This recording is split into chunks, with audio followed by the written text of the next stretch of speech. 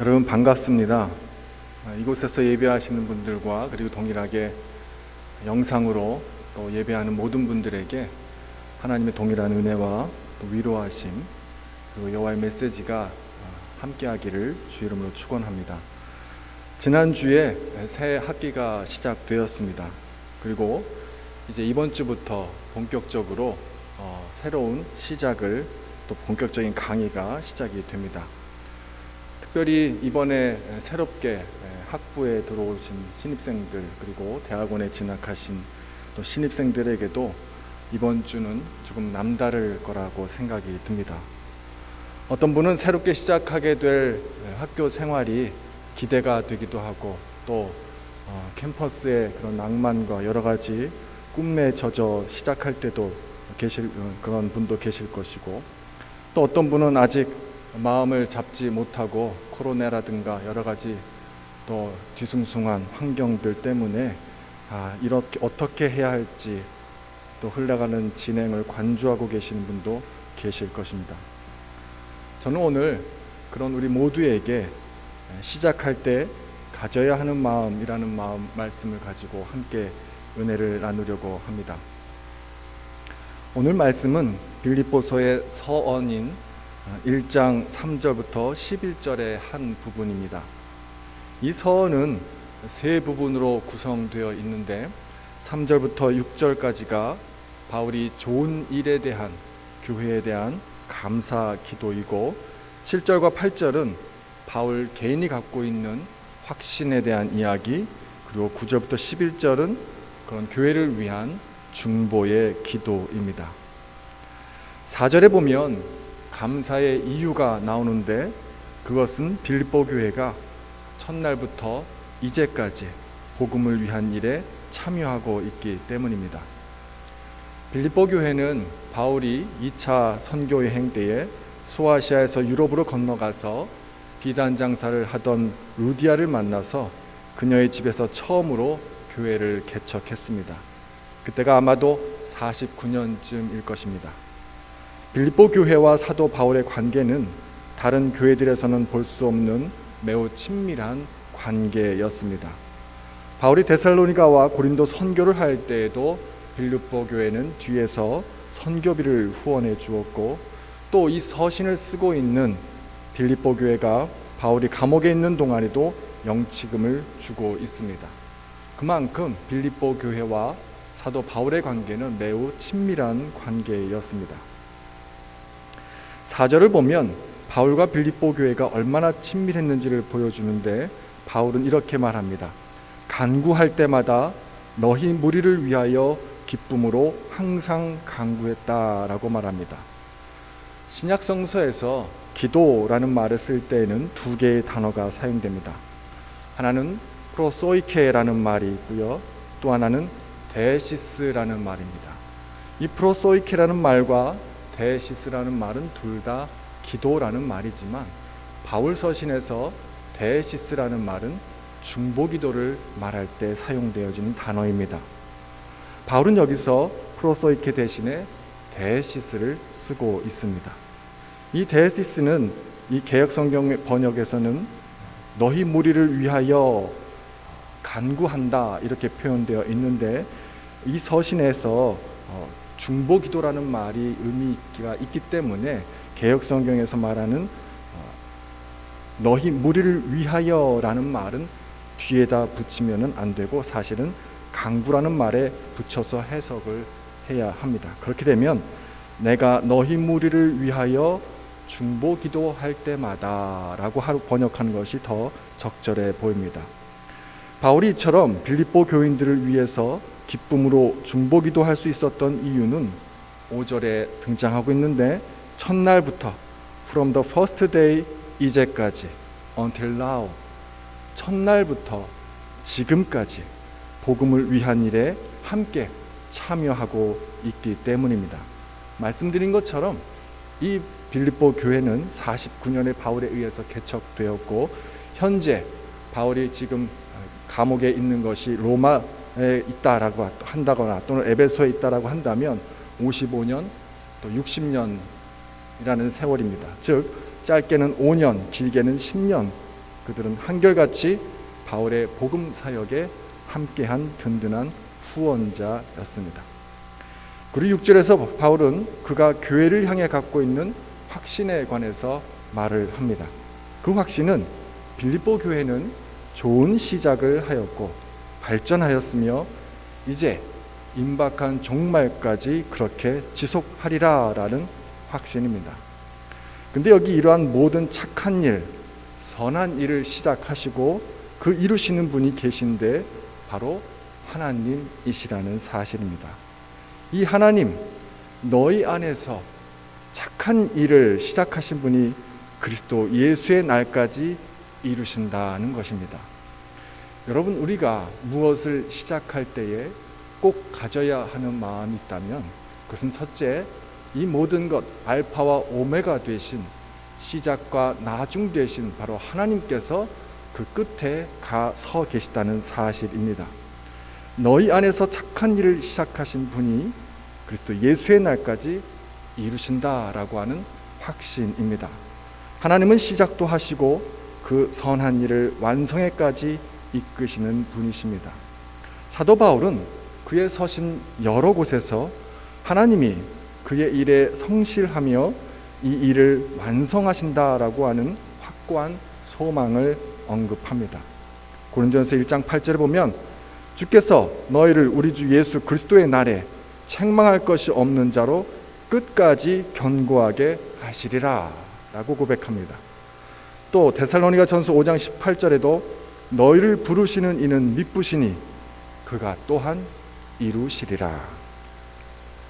바울은 시작과 마지막을 하나님과 연결시키면서 제2 이사야 전승도 사용합니다.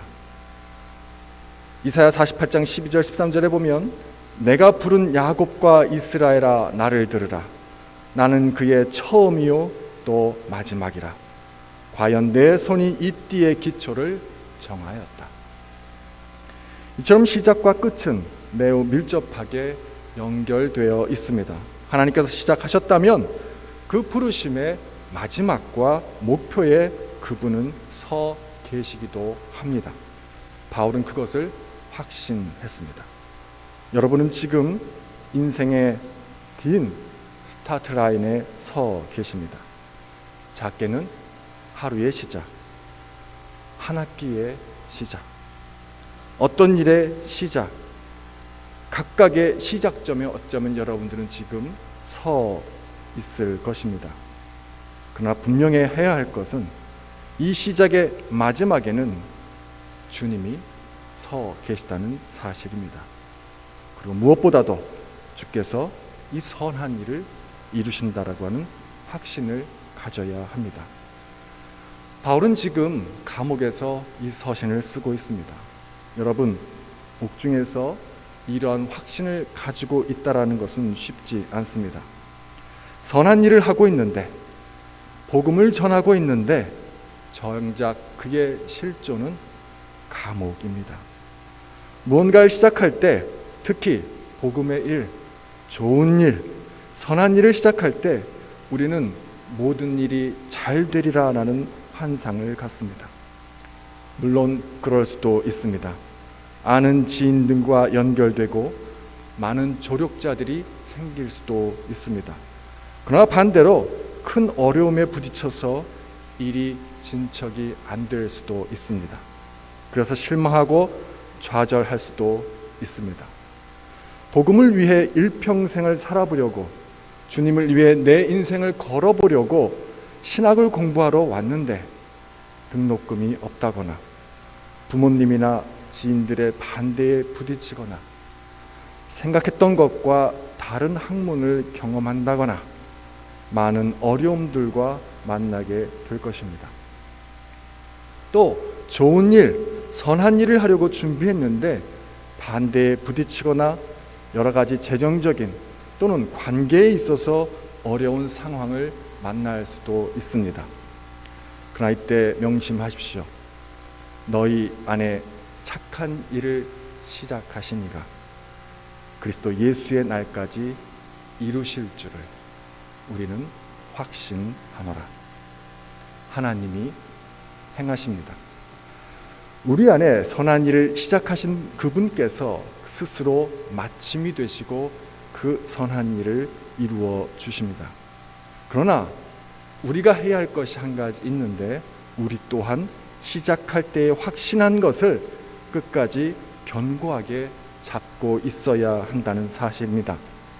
히브리서 저자도 3장 14절에서 이렇게 말합니다. 우리가 시작할 때에 확신한 것을 끝까지 견고히 잡고 있으면 그리스도와 함께 참여한 자가 되리라. 시작할 때에 확신한 것을 끝까지 견고히 잡으면 그리스도와 함께 참여한 자가 되리라. 말씀드린 바와 같이 시작과 끝은 알파와 오메가 되신 하나님이십니다. 우리가 그 영광에 참여하는 길은 우리가 끝까지 견디는 것이지요. 여러분, 우리의 목표, 우리가 바라는 것, 우리의 기도는 이루어집니다. 그런데 한 가지 전제 조건이 있습니다.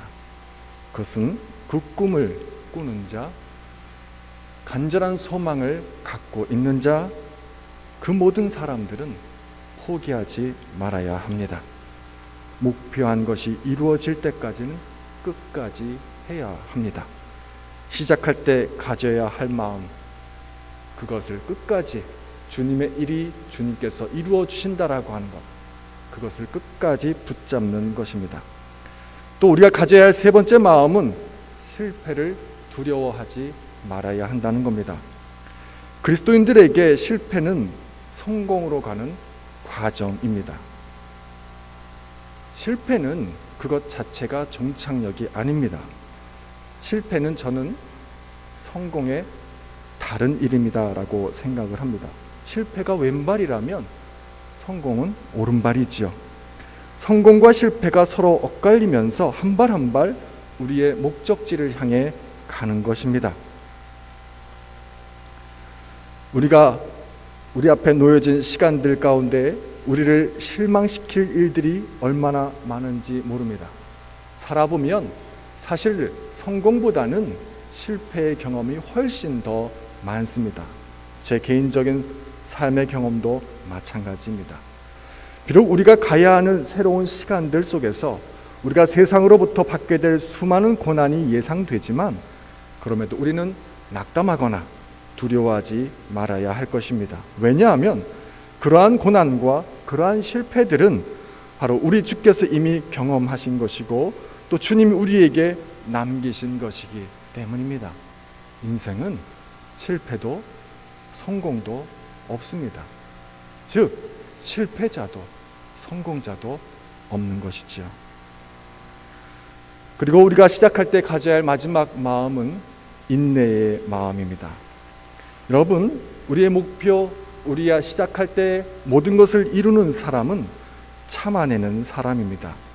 우리 삶의 대부분은 오래 참음이라고 부르는 인내라는 덕목이 없이는 이루어질 수가 없습니다. 인내가 무엇입니까? 인내는 어떤 가치 있는 목적을 추구하면서 그것을 위해서 기꺼이 참고 견디고 지속하는 것입니다. 인내에 해당하는 헬라어가 마크로투미아라고 하는 단어입니다.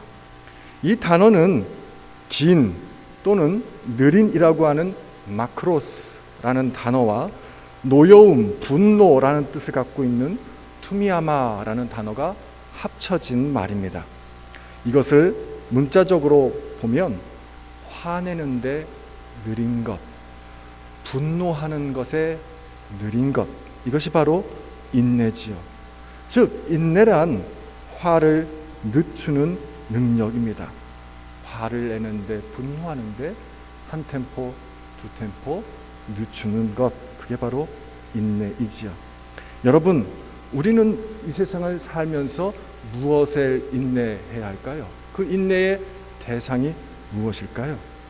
가장 많은 것은 사실 사람입니다. 사람과의 관계일 수 있습니다. 주변에 까다로운 사람들을 참아내야 할 때가 많습니다. 어차피 우리가 세상을 살아가면서 우리는 혼자 살 수는 없습니다. 사회 구성의 최소 단위인 가정에서조차도 우리는 아내라는 또는 자녀들과의 남편과의 그런 타인과 함께 살아가야 합니다. 타인과의 관계가 어려운 사람들은 자칫 은둔 생활을 하거나 또는 방랑 생활을 하게 되죠. 그 외에 세상에서 살아가는 사람들은 모두 타인과 관계를 맺고 살아가게 됩니다. 우리 주변에는 까다로운 사람들을 만나게 마련입니다. 그 사람은 며느리에게는 시어머니가 될 수가 있고요, 아내에게는 남편이, 남편에게는 아내가 될 수도 있습니다.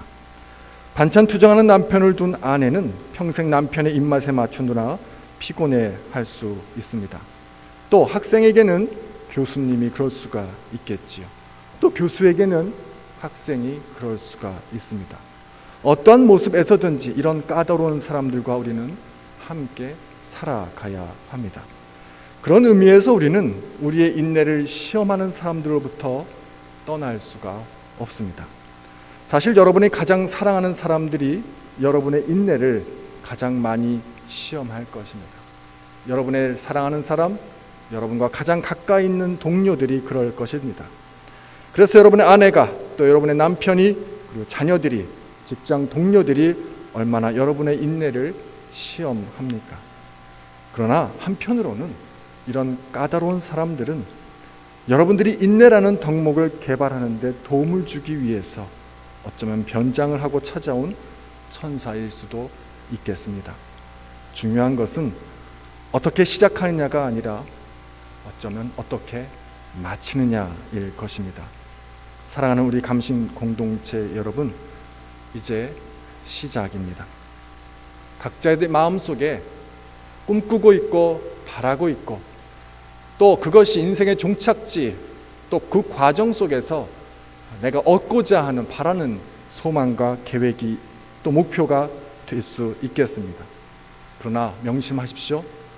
그 시작 그리고 그 마지막 종착선에는 우리 하나님이 계시다는 사실을 말입니다. 그리고 하나님께서 그 모든 것들을 이루신다는 사실입니다. 그리고 그것을 위해서 우리가 해야 할 것은 끝까지 참아내며 걸어가는 것입니다. 실패를 두려워하지 않을 것입니다. 끝까지 인내하면서, 그리고 주께서 우리에게 소망하고 바라고 그토록 원하시는 것을 함께 누리는 그 영광의 자리에 우리를 초대하고 우리가 함께할 그때까지 우리는 완주해야 할 것입니다. 그러한 목적과 그런 꿈을 갖고 이 한 학기를 시작하는 여러분이 되시기를 주의 이름으로 축원합니다. 기도하겠습니다. 은혜로우신 하나님, 저에게 새로운 날들을 허락해 주시고 기쁨으로 내 삶 속에서 새롭게 시작하게 해주신 것들에 대해 감사드립니다.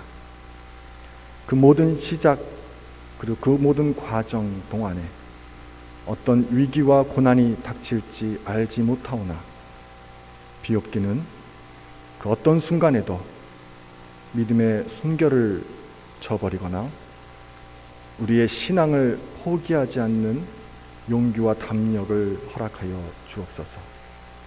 예수님의 이름으로 기도드립니다. 아멘.